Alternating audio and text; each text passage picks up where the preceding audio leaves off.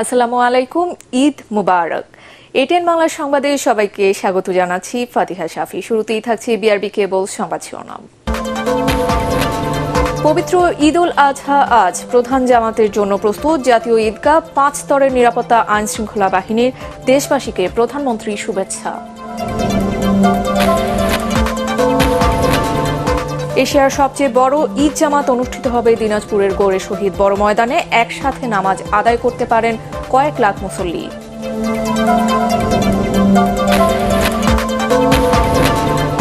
ঈদের আগের রাতে রাজধানীর হাটগুলোতে হঠাৎ পশুর স্বল্পতা, বড় গরু নিয়ে বিপাকে, ছোট ও মাঝারিগুলোর দাম বেশি।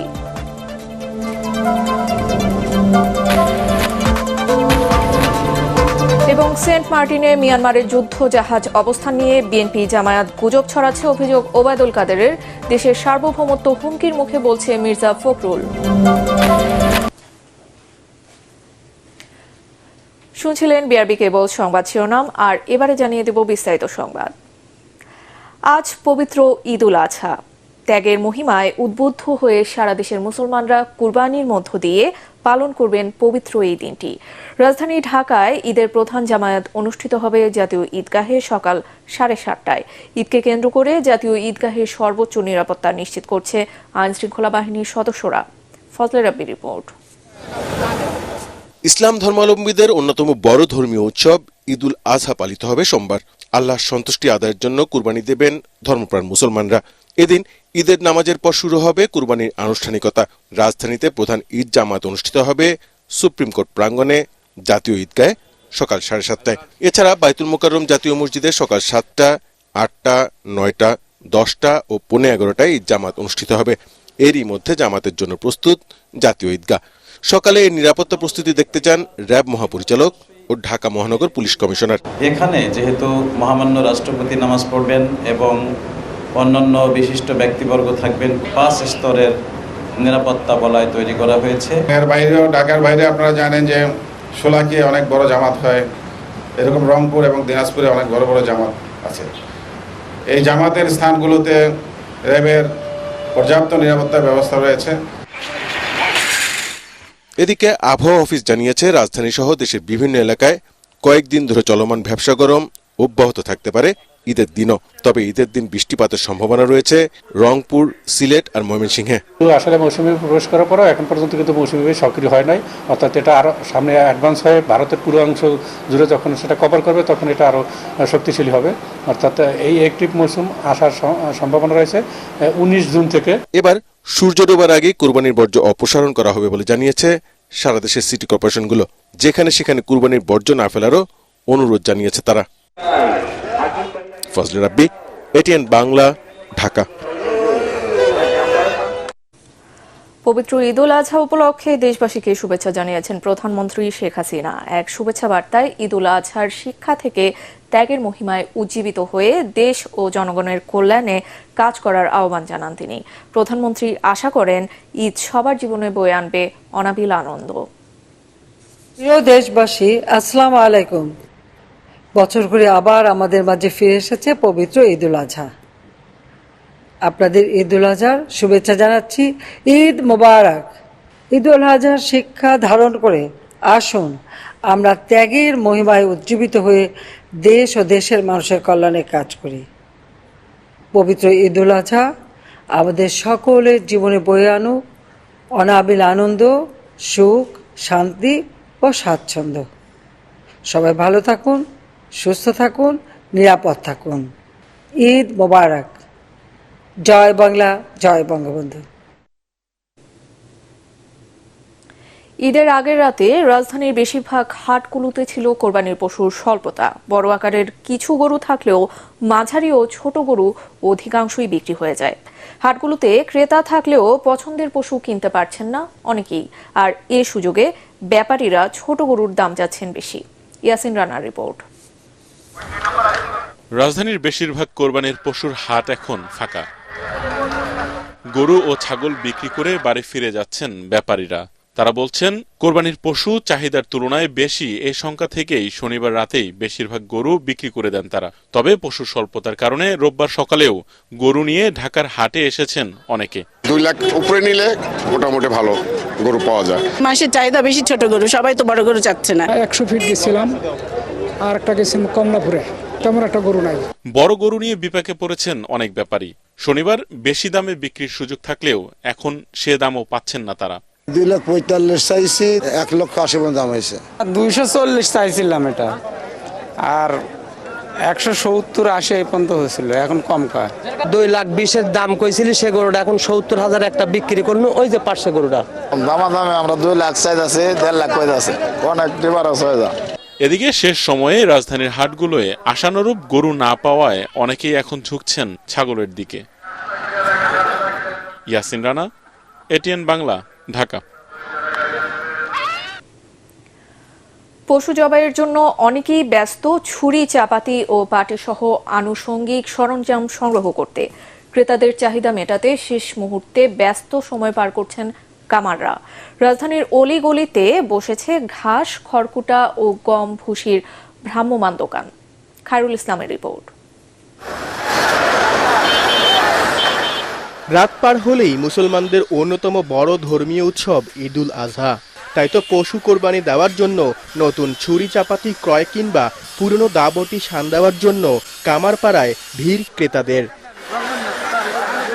রাজধানীর বিভিন্ন জায়গা থেকে অনেকেই ছুটে এসেছেন কারওয়ান বাজারের কামারপাড়ায়। প্রত্যাশিত বেচা বিক্রি হওয়ায় খুশি কামারিরা। প্রতি বছর এখানে আসি আমরা আসলে ছুরি ধার করার জন্য।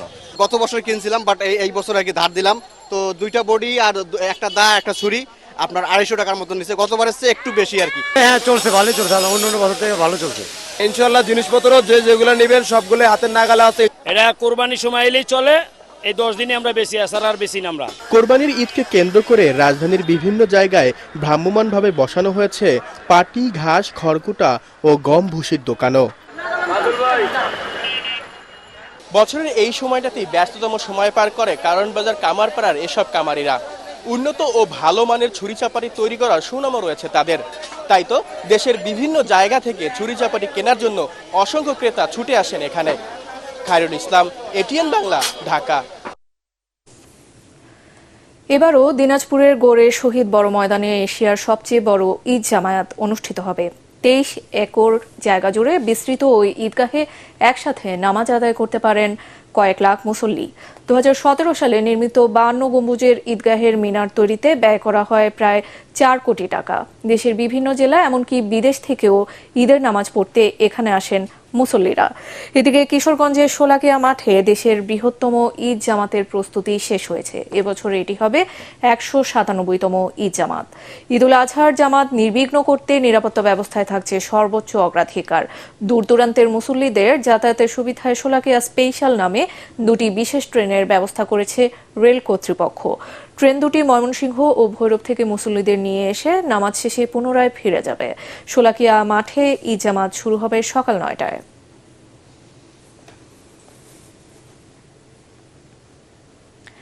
সেন্ট মার্টিনে মিয়ানমারের যুদ্ধ জাহাজ অবস্থানের বিষয়ে সরকার এবং সেনাবাহিনী সর্বোচ্চ সতর্ক অবস্থায় রয়েছে বলে জানিয়েছেন আওয়ামী লীগ সাধারণ সম্পাদক ওবায়দুল কাদের। বিএনপি জামায়াত এই ইস্যুতে গুজব ছড়াচ্ছে বলেও মন্তব্য করেন তিনি। এদিকে সরকারের নীরব ভূমিকায় দেশের সার্বভৌমত্ব হুমকির মুখে ফেলেছে উল্লেখ করে বিএনপি মহাসচিব মির্জা ফখরুল ইসলাম আলমগীর বলেন, সেন্ট মার্টিন ইস্যুতে সরকারের পদত্যাগ করা উচিত। ইমদাদুল্লাহ বাবুর রিপোর্ট। সেন্ট মার্টিন দ্বীপের কাছে মিয়ানমারের যুদ্ধজাহাজ অবস্থান করে দেশটির বিদ্রোহীদের দমনে ছুটছে গুলি ও বোমা। এতে আতঙ্কিত দ্বীপবাসী। রাজধানীর ধানমন্ডিতে আওয়ামী লীগ সভাপতির কার্যালয়ে ব্রিফিংয়ে দলের সাধারণ সম্পাদক ওবায়দুল কাদের বলেছেন, এই ইস্যুতে সতর্ক রয়েছে সরকার। প্রবাল দ্বীপ, সেন্ট মার্টিন দখল হয়ে যাচ্ছে এইসব বলে আসলে সোশ্যাল মিডিয়াতে বিএনপি জামাত এসব গুজব ছড়াচ্ছে। বাংলাদেশ মিয়ানমার সীমান্তে কঠোর নজরদারি অব্যাহত রেখেছে। সেনাবাহিনী সহ আমাদের দায়িত্বপ্রাপ্তরা সতর্ক অবস্থানে আছে। আর ঠাকুরগাঁওয়ের তাঁতিপাড়ায় নিজ বাসায় ব্রিফিংয়ে বিএনপি মহাসচিব মির্জা ফখরুল ইসলাম আলমগীর বলেন, দেশের স্বাধীনতা রক্ষায় সরকার ব্যর্থতার পরিচয় দিয়েছে। এটা একটা নতজানু সরকার, এই বিদেশের উপর নির্ভর করেই সে টিকে আছে, যে কারণে সে একটা কথা বলতে পর্যন্ত সাহস পায় না। মিয়ানমার থেকে গুলি হচ্ছে, আবার মারাও গেছিল, অথচ দেখা যাচ্ছে সে কোনো কথা বলে না। এটাকে আমরা তীব্রভাবে কন্ডেম করি। আমরা মনে করি যে অবিলম্বে সরকার পদত্যাগ করা উচিত এই ইস্যুতে। সেনাবাহিনীর মোতায়েনের বিরুদ্ধে সরকার নির্ধারণ করবে এবং সেখানে তো জবাব দিতে হবে। একটা স্টেটমেন্টও দেয়নি তো। এদিকে সেন্ট মার্টিন পরিদর্শন করে যে কোনো পরিস্থিতি মোকাবিলায় বিজিবি সদস্যদের সর্বোচ্চ প্রস্তুতি রাখার নির্দেশ দিয়েছেন মহাপরিচালক মেজর জেনারেল আশরাফুজ্জামান সিদ্দিকী।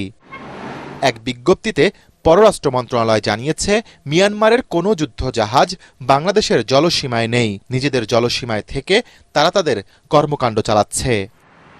ইমদাদুল্লাহ বাবু, ATN বাংলা, ঢাকা।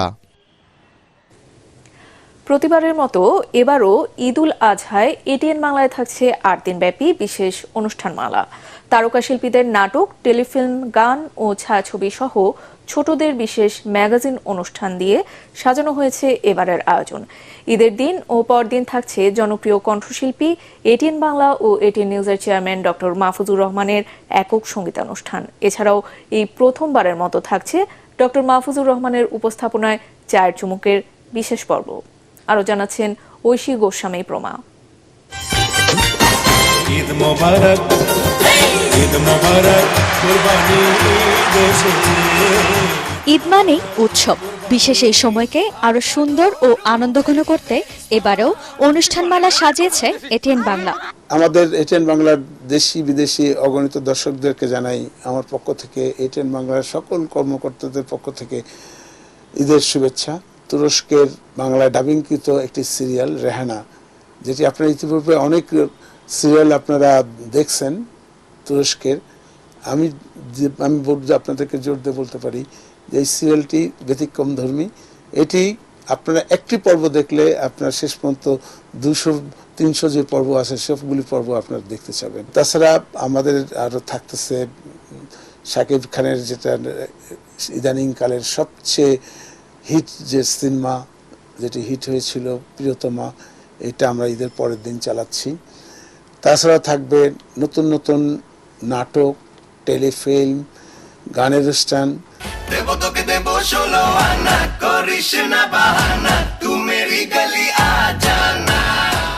8 দিনব্যাপী নানা আয়োজন দিয়ে ঈদের একদিন আগে থেকে শুরু হবে বিশেষ এই আয়োজন।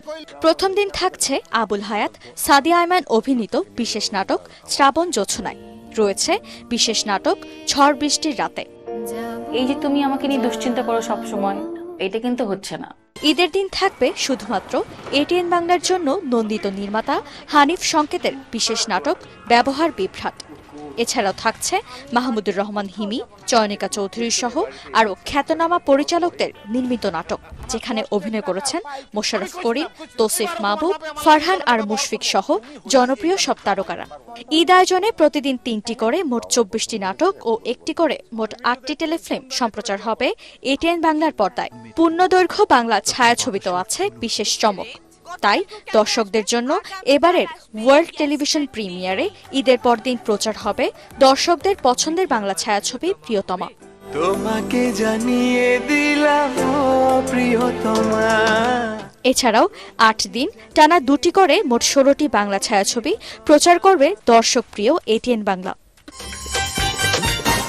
প্রথমবারের মতো সম্পূর্ণ সামাজিক ও পারিবারিক গল্প নিয়ে নির্মিত তুরস্কের জনপ্রিয় সিরিয়াল রেহানা বাংলায় প্রচার হবে ATN বাংলার পর্দায়।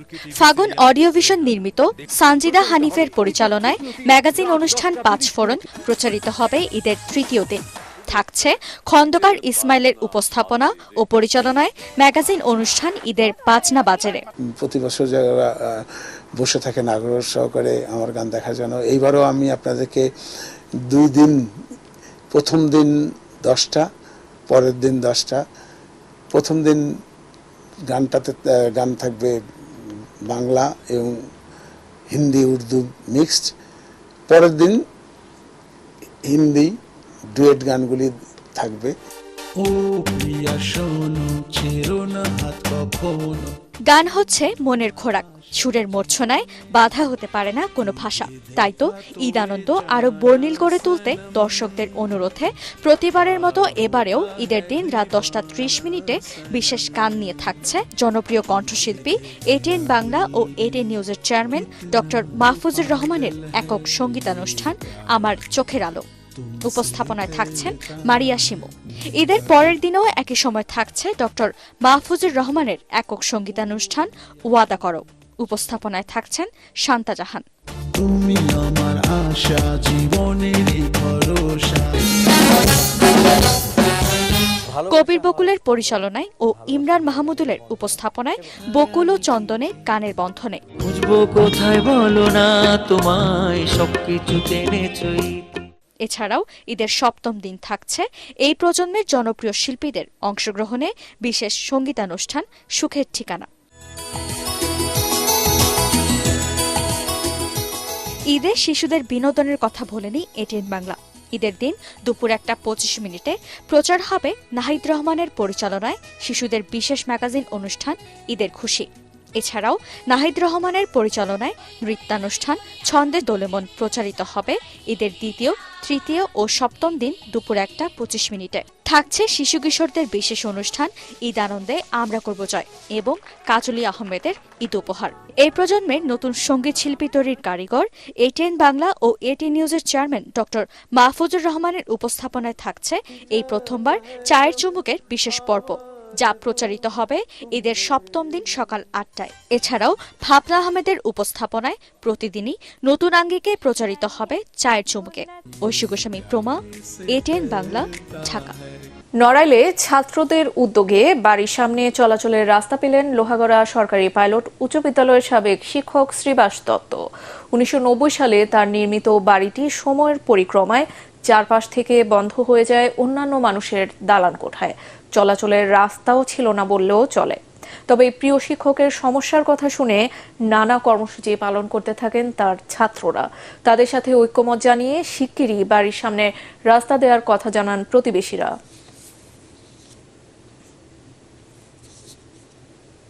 পাইছি একটু জায়গা, ঘর উঠে এসে কিনেই রাখছি আনন্দের সাথে। এখন আমি বুঝতে পারছি যে আমার যাওয়ার তো আমার পথে বেরোনোর কোনো পথ নেই, তাই আমি ছাত্রদের কাছে সাহায্য চাইছি। জায়গাটা এখন বলা যায় যে ইচ্ছাকৃতই দিচ্ছি, এখন আর চাপটা পার বেলেই লাগছে। আর এবারে থাকছে পার্টেক্স খেলার খবর।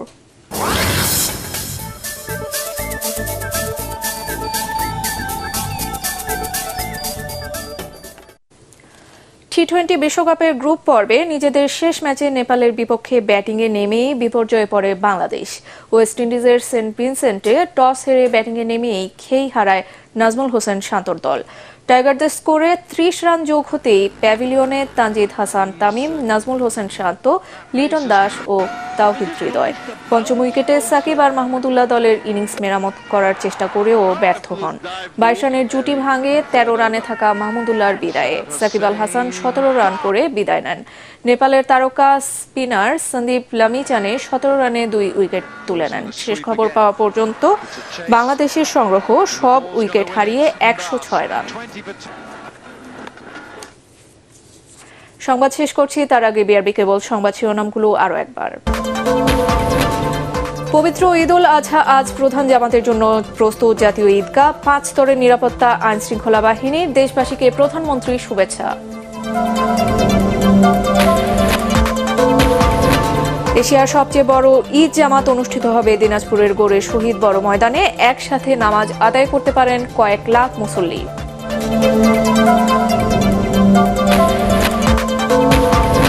ঈদের আগের রাতে রাজধানীর হাটগুলোতে হঠাৎ পশুর স্বল্পতা, বড় গরু নিয়ে বিপাকে, ছোট ও মাঝারিগুলোর দাম বেশি।